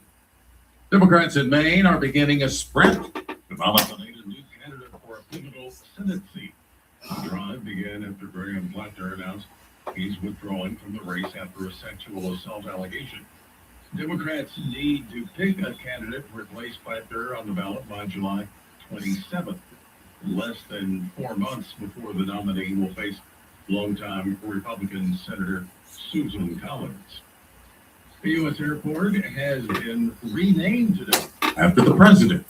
We have more from correspondent Laura Wynn. So the main Democratic Party now DJT, Donald J. Trump expects International, son Eric the new Trump, candidate in the audio from the control tower to do the same exact thing Kamala Harris did family members arrived and at 5 run in the morning for the a first 4-month flight, landing campaign. there under the new Yeah, that's gonna go swimmingly for them. The new signs around the airport are up and the name change in effect on the airline websites that operate out of Palm Beach, Florida. Laura Winters reporting. A major legal battle in Washington continues. Olympic canoeist David Hurd has pleaded not guilty to a felony charge connected to damage at the Lincoln Memorial Reflecting Pool. Prosecutors say Hearn helped damage the recently renovated landmark.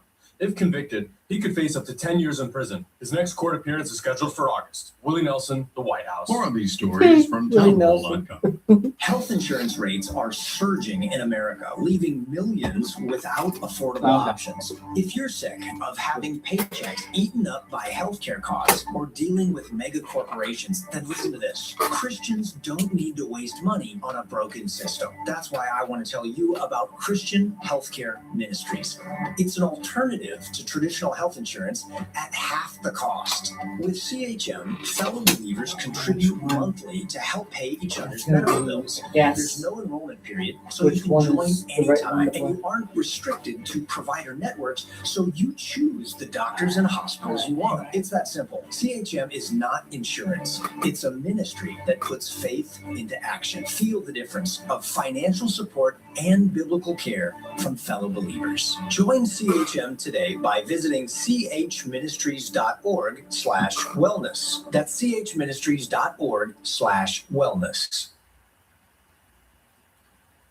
Tensions rising over immigration between the U.S. and Mexico. Mexico plans to request criminal charges over the deaths of 17 Mexicans in ICE custody or during immigration operations under the Trump administration. Podemos ser omisos frente. Mexican President Claudia Sheinbaum says we cannot turn a blind eye to the Mexicans who have died during ICE operations or who are or were detained in these detention centers, which are operated by private companies contracted by ICE. The request, which carries no legal weight, will be submitted to state prosecutors and the Justice Department. It will be accompanied by civil lawsuits against the companies that operate the detention centers. I'm Ed Donahue. Meanwhile, U.S. officials say those being held by authorities were there for a reason. Primarily, they had entered the United States illegally, and many had then broken various laws. News at townhall.com. Britain's potential next leader is canvassing members of parliament for support. Karen Chamas reports that it is a rather complicated process, but one candidate in particular appears to be on his way to becoming the next prime minister. Nominations are opening in a Labour Party election to replace Keir Starmer as Britain's Prime Minister. Former Greater Manchester Mayor Andy Burnham is expected to be the sole candidate. He needs at least 80 signatures from Labour lawmakers to run, a target he's likely to exceed. Other potential contenders have ruled themselves out, including former Defence Minister Al Carnes. Speaking a week earlier in Manchester, Burnham promised sweeping changes on the domestic front. I am going to break with the more of the same approach that has got us here. I am going to give Britain the circuit breaker it needs. Karen Chamas, London. More on these stories at townhall.com. Okay. Cool. Anyway, moving on.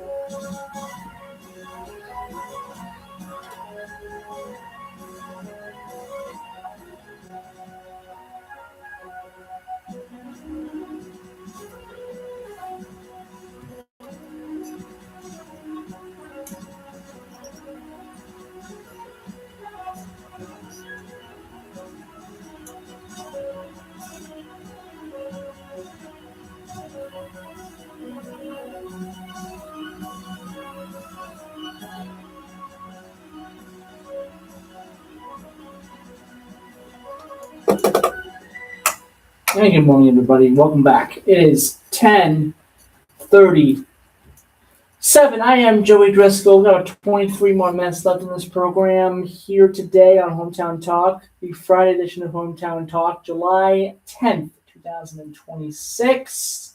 Open phone lines 508-822-1106 is number. Coming up after me is Voices of Our Region with Louie Laura. The first hour will be a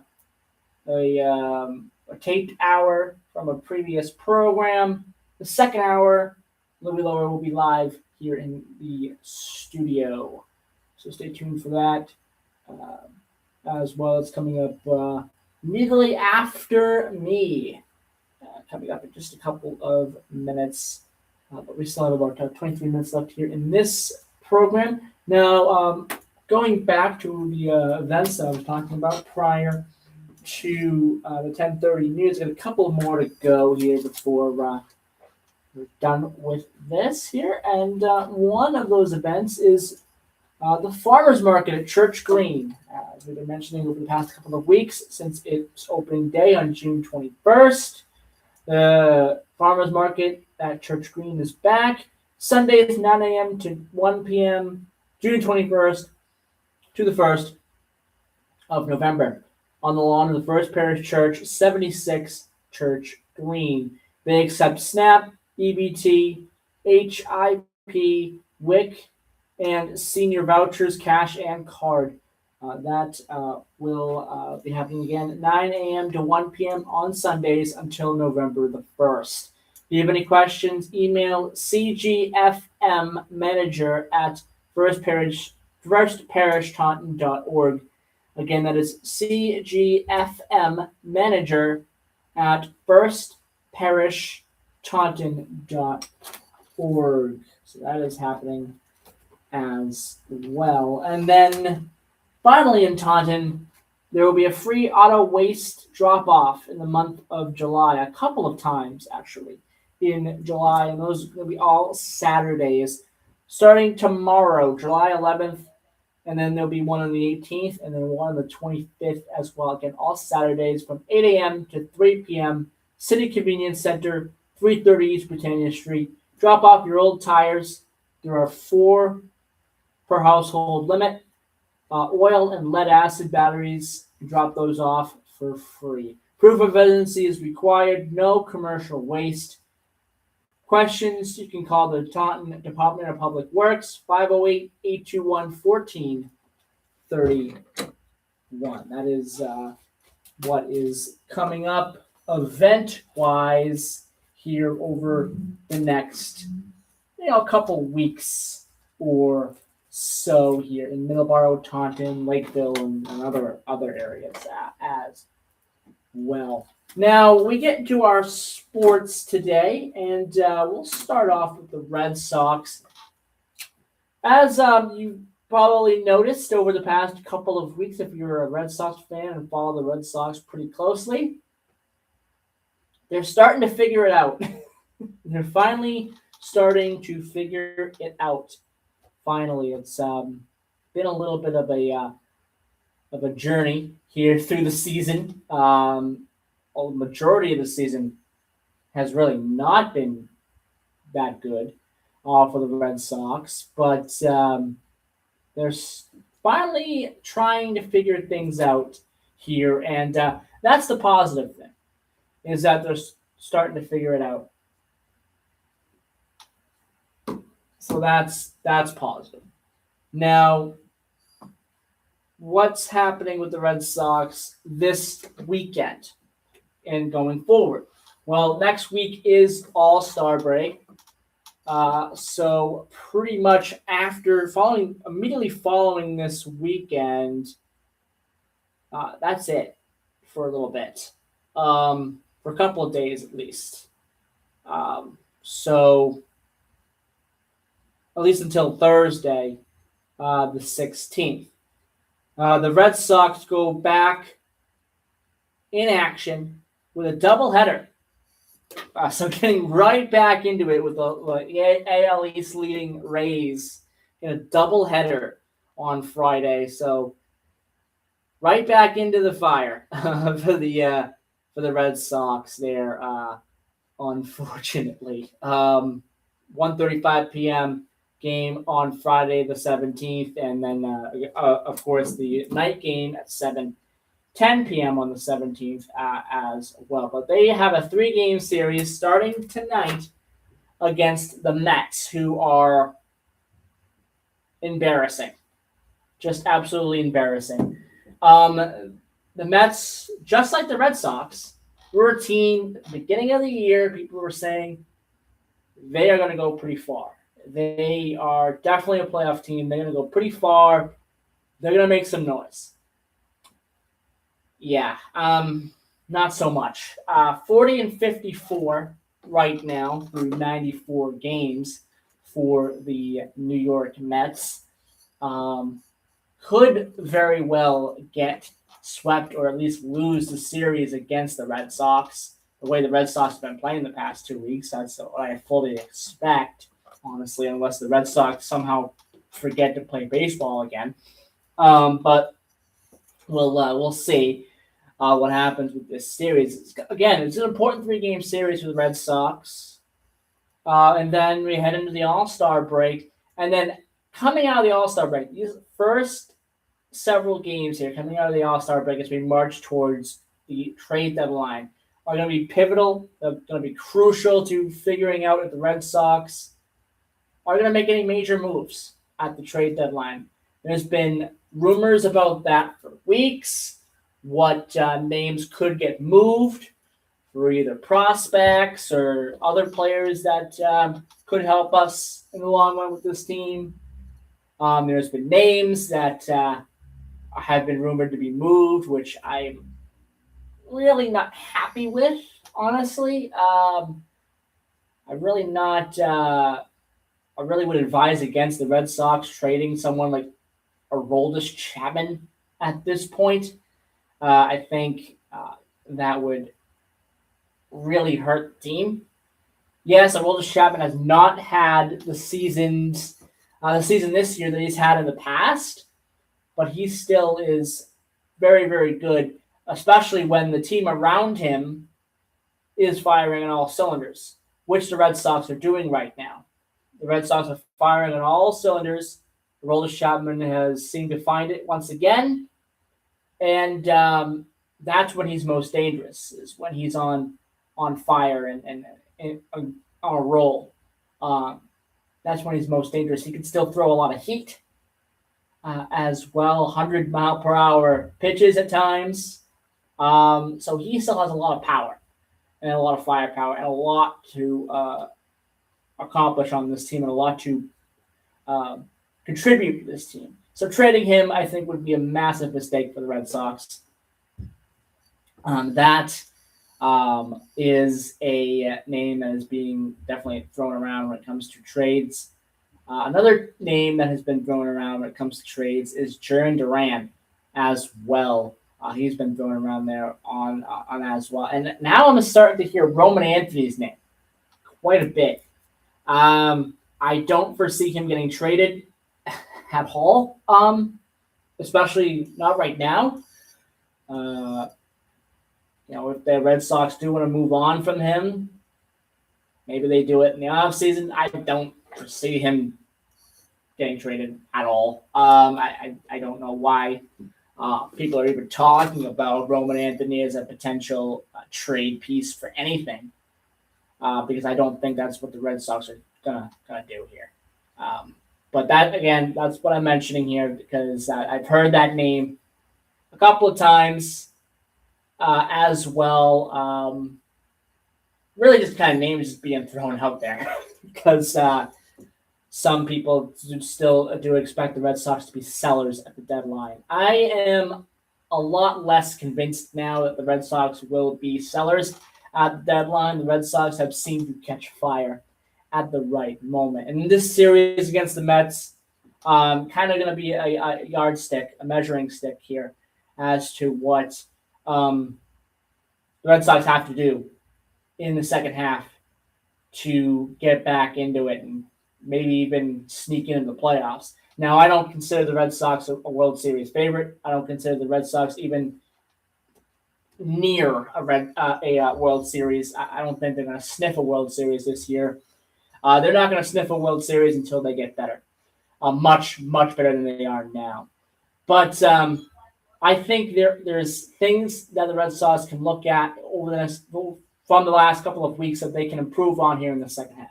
But with that, let's take a phone call and say good morning, caller. Hello there, it's the Democratic Cowboy with a ticket information. $3,295 for the front row of SummerSlam. Not surprising. Not surprising. Who's going to pay that? Not around here. Nobody. So I'm looking at a ticket right now in a bio chair with a bunch of wrestling dolls looking at me. Yeah, nothing. There are 5,000 available tickets right now for SummerSlam, and SummerSlam is 3 weeks away. So yeah, not a lot of people are really buying in to WWE right now, and that's a big reason why. Let me tell you a story about a guy named Nelson Sprinkler. Want to hear this? It's a good story. Go ahead. I was in the Boston Garden, and we were doing Netflix Network, and it was a Hulk Hogan versus Harley Race. So I was standing beside the Moses Stein beer sign, and Nelson was next to me, and he said, Mr. Cowboy, it don't look like a good crowd tonight. I said, no, they're all staying home and watch it because it goes on Netflix. So what happened was, Joey, Nelson says, I'll fix that. So he goes in the dressing room, and they had a direct line to the office, and they call him up, and they turn it into a house show. All right. Wow. What a dirty trick, huh? That's interesting. Wow. Yeah. But with the SummerSlam thing, Again, like I mentioned, I saw this online. 5,000 available tickets right now. You know, if this was several years ago, even in the Vince era, no way would there be 5,000 tickets available for SummerSlam 3 weeks before the event happens. It would be sold out. It would be sold out even at that point. So that's a little concerning, I think.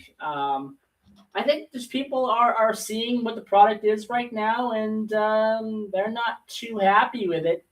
You know, I'm one of the fans that I don't really see the problem with the product. I have less of a problem with the WWE product than a lot of fans do. You know, there are some good things that WWE has done. You know, of course, I think that was the right decision putting the title on CM Punk.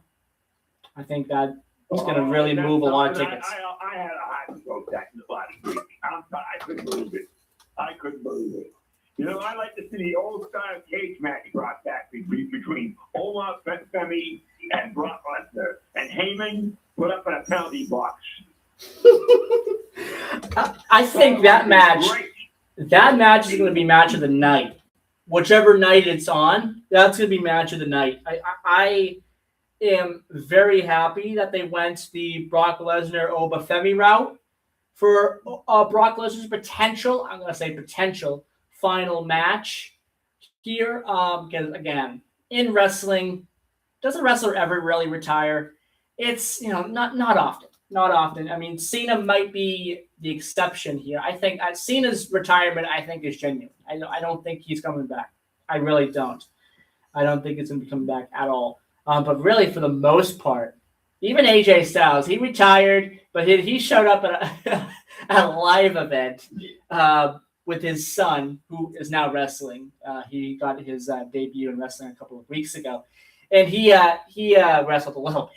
So when it comes to wrestling, the majority of wrestlers don't actually retire. There's only a small part that, you know, yeah, the retirement is actually genuine. I think, you know, John Cena is like one of those names out there, or they retire for health reasons as well. There's even talk about, you know, Mick Foley. He's 65 or something like that, and there's talk about him, if he can get cleared by AEW Medical, him having another match.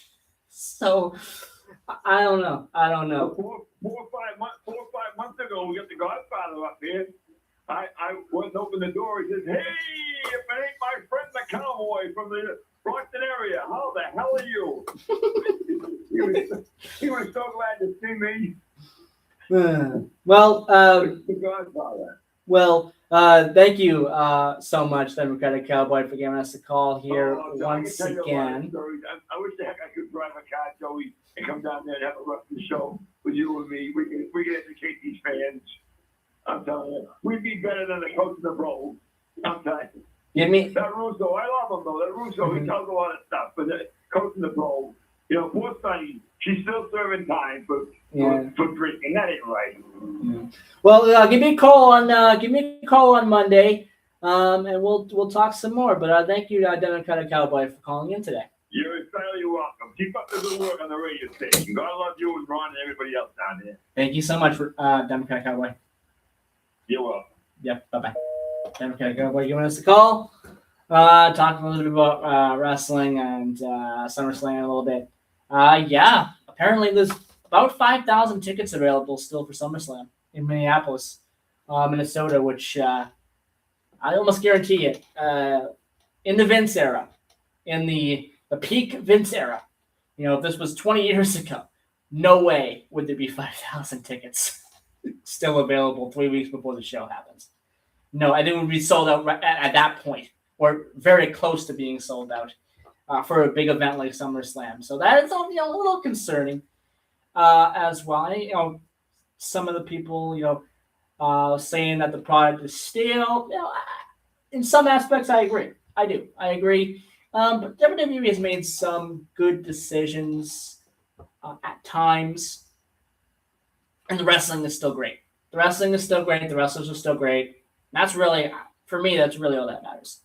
Is the wrestling great? Are the matches great? And majority of the time, yes, they are. And that's what matters to me. Is the wrestling still good? Is the wrestling not boring?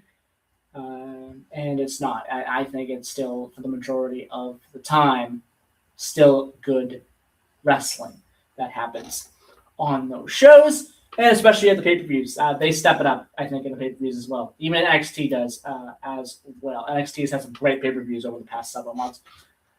Even WWE has had some great pay-per-views over the past several months as well. But moving on from that, we are going to talk about the Patriots. We're going to do that. Either on Sunday or on Monday for that, because I want to finish up the hour here by talking about the Red Sox minor league affiliates, and Patriots not quite underway for their season yet, so still some time to go with the Red Sox in their season. I mean, with the Patriots in their season before really things get going.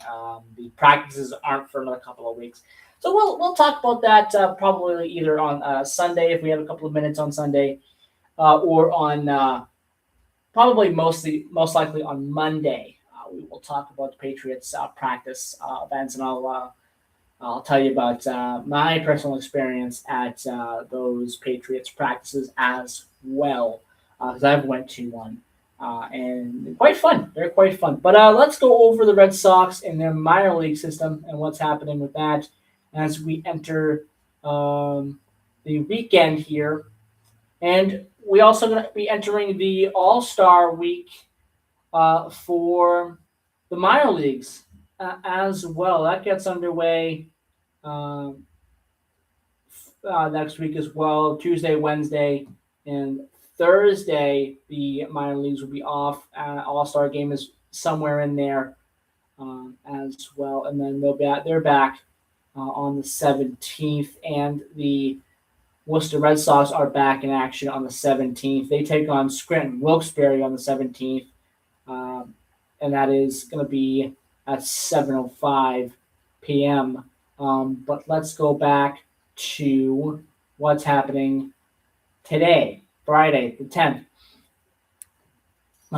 Worcester continues their series with Rochester. I believe they had a close loss yesterday to Rochester. And so they're looking to get back into the win column tonight.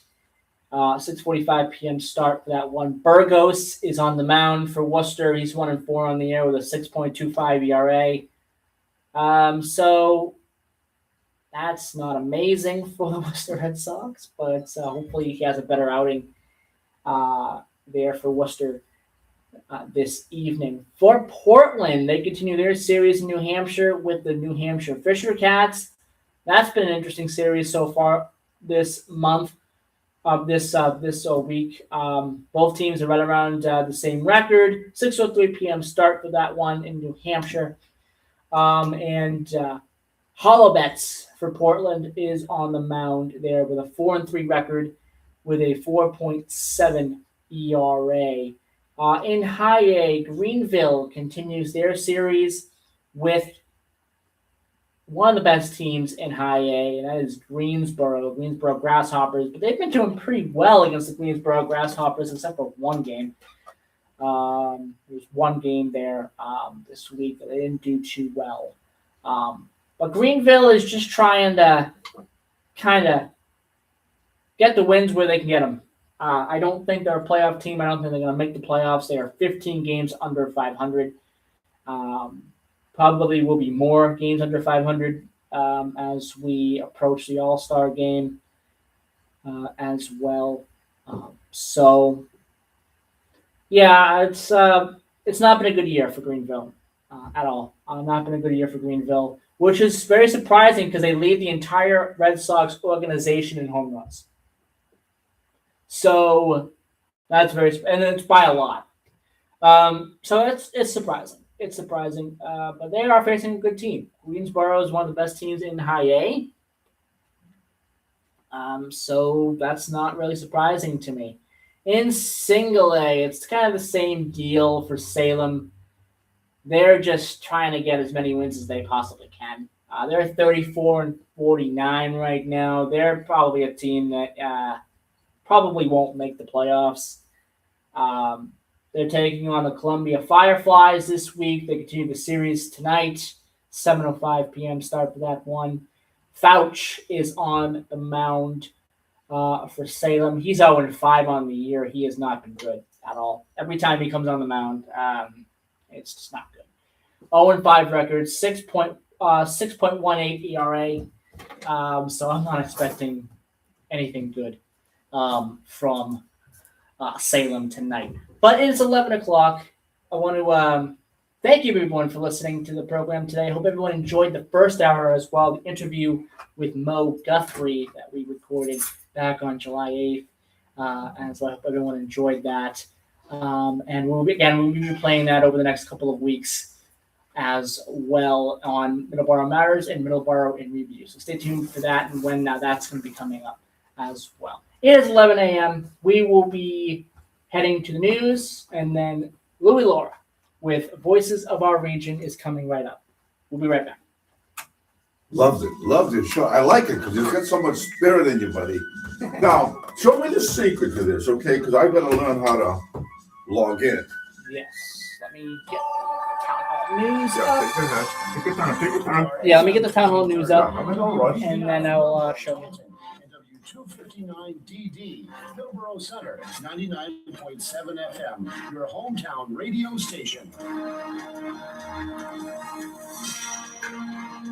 I'm gonna go in the other room too while you're doing the first hour. Oh, I can. You can hang out in this room. Again, like I said, it's not going to be live.